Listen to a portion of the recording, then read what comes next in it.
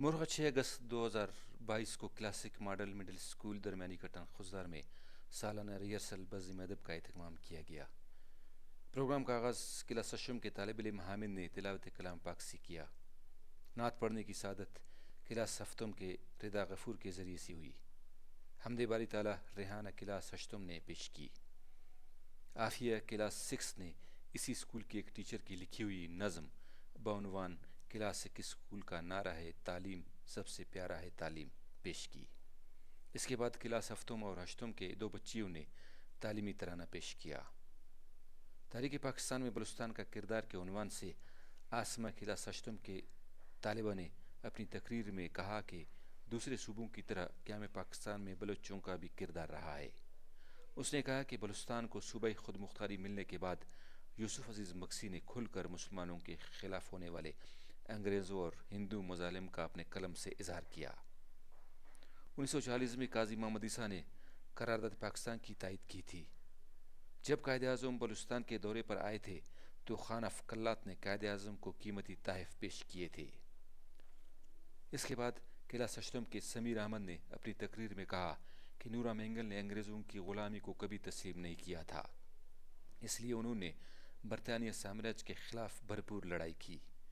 کوئے پب کے قریب وڈ کے علاقے میں انگریزوں کے فوجی افسروں کے علاوہ 100 سے زیادہ سپاہیوں کو ہلاک کیا تھا۔ بعد میں اپنوں کی غداری کی وجہ سے ان کو خاران سے گرفتار کر کے حیدرآباد منتقل کیا گیا تھا اور وہاں 1921 میں جیل میں وفات پا گئے۔ پروگرام کے آخر میں مختلف کلاسوں کے بچوں نے براہوئی کے ایک مزاحیہ نغمے پر ٹیبلو پیش کیے جس سے تمام بچے محظوظ ہوئے۔ یوں پروگرام اپنے اختتام کو پہنچا۔ رپورٹ حسیب شاوانی۔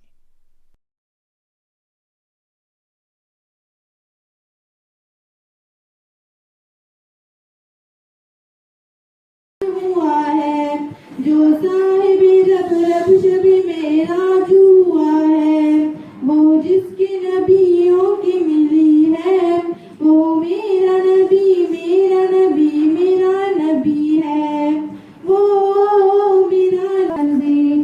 میرا غفلت میں ڈوبا دل بدل دے دل کی دنیا، دل بدل دے میرا دل بدل دے میرا دل بدل دے۔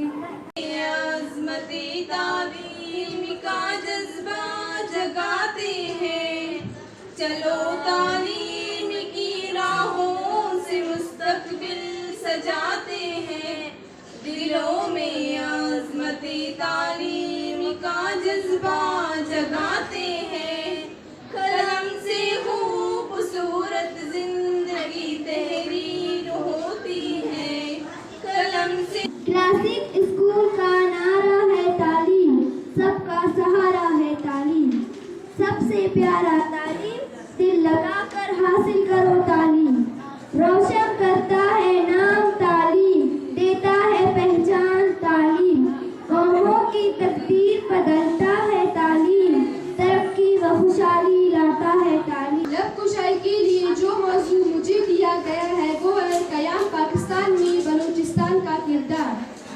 641 عہد فاروقی میں مسلمان ایران کو فتح کرتے ہوئے مکوان تک پہنچے۔ انہوں نے خضدار کو بھی فتح کر کے اپنا مرکز بنا کر اسلام کی روشنی سے منور کیا۔ پاکستان 2 حصوں برطانیہ بلوچستان اور ریاستی بلوچستان میں تقسیم تھا۔ برطانیہ بلوچستان مرکز کے تحت جبکہ ریاستیں ایک حد تک اندرونی معاملات میں آزاد تھیں۔ مکتبہ درخانی کے مولانا محمد عمر دین پوری اور ملا حضور بخش نے قرآن مجید کا عربی میں ترجمہ کر کے اسلام کی روشنی مزید پھیلائی اور یوں ڈٹ کر انگریزوں کا مقابلہ کیا۔ جب قائد اعظم نے 1929 میں اپنے 14 نکات میں بلوچستان کی صوبائی مختاری کا ذکر کیا تو جہاں کے مسلمانوں کو ہمت ملی۔ پھر یوسف عزیز مکسی نے کھل کر مسلمانوں کے خلاف انگریزوں اور ہندوؤں کے مظالم کا ذکر کیا۔ 1939 میں قاضی محمد عیسیٰ نے بلوچستان میں مسلم لیگ کی بنیاد ڈالی۔ انگریزوں نے قبضہ کرنے کی کوشش کی مگر یہاں کے بہادر فرزندوں نے، نورا مینگل اور ان کے ساتھیوں نے انگریز کا بھرپور مقابلہ کیا۔ 1916 میں نورا مینگل، شہباز خان گرگناڑی और रसूल बख्श सासोली ने एक मुआहदा किया और कसम खाई कि अपने आखिरी सांस तक अंग्रेज के खिलाफ अपनी सरजमीन का दिफा करेंगे। नूरा मेंगल को खबर मिली कि अंग्रेज फौज रसूल बख्श सासोली को गिरफ्तार करने जीदी पहुंच रही है, तो नूरा मेंगल ने कोई फैक्ट छोड़कर रसूल बख्श सासोली की मदद के लिए जीदी रवाना हुए। गाज पहुंचते ही उन्हें मालूम हुआ कि अंग्रेज बजाय जीदी के वट पर हमला आवर हो रही है। नूरा ने अंग्रेज की चाल को समझते हुए वापस वट की तरफ मुड़े और फैक्ट के पहाड़ों में 50 किलोमीटर दूर कैंप किया। लड़ाई में हुसैन और ग्वाराम के साथ मजीद 33 गिरावी मुसलमान शहीद हुए। बाद में अंग्रेज फौज ने ग्वाराम के इलाके में लूटमार की। उधर नूरा मेंगल अंग्रेज को सबक सिखाने के लिए वट के इलाके में पहाड़ी के चोटी पर अपने 7 साथियों समेत बैठे थे, जबकि दूसरी पहाड़ी पर मजीद 14 साथियों को कैंप में बिठाया था। इस जंग में सिर्फ नूरा मेंगल और खान मोहम्मद के पास उस वक्त के जदीद राइफल थे, बाकी सब रुखदारों और तलवारों से लेस थे। अंग्रेज मजीद आते ही नूरा मेंगल और साथियों ने उन पर शेर की तरह झपट पड़े। अंग्रेज फौज हवा से वाक़ता होकर झाड़ियों में छुपने की कोशिश की, मगर शेरों ने इस लड़ाई में कैप्टन हेंडरसन और क्लेनिकल को मार डाला। अपने 2 कैप्टनों को मरते देखकर अंग्रेज फौज दुम दबाकर भाग गई। इस लड़ाई में नूरा मेंगल और उनके साथियों ने 100 से ज्यादा अंग्रेज फौजियों को हलाक किया। नूरा का कहा था कि उसने राइफल से 90 गोलियां चलाई थी, सिर्फ 3 गोलियां घोड़ों को लगी, बाकी 87 गोलियां अंग्रेज सिपाहियों और अफसरों के सीने में पैवस्त हुई थी।